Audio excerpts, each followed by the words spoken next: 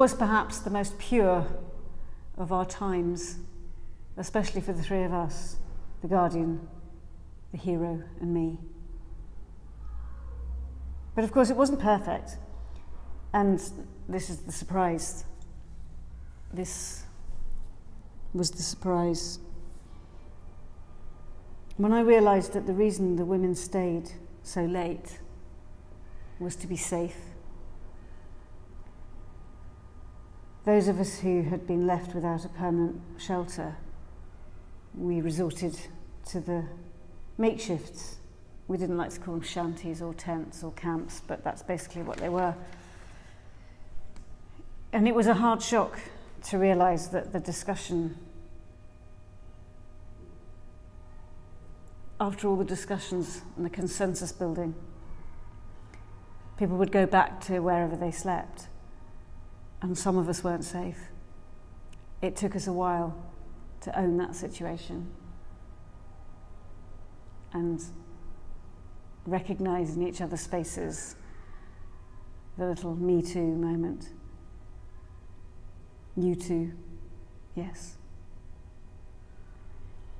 And it was awful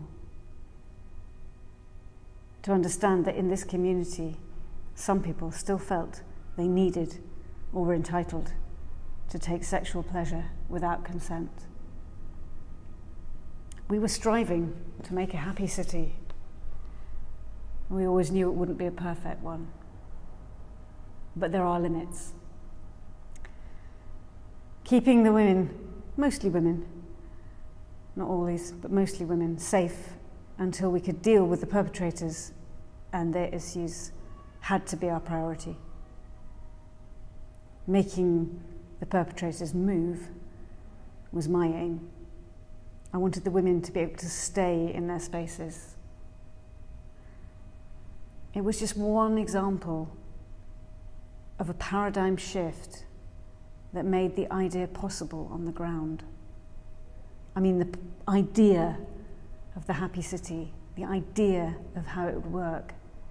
And that's always been what I wanted. I wanted to make the city safe for women, and I did. Otherwise, there would have been no point to any of the rest of it.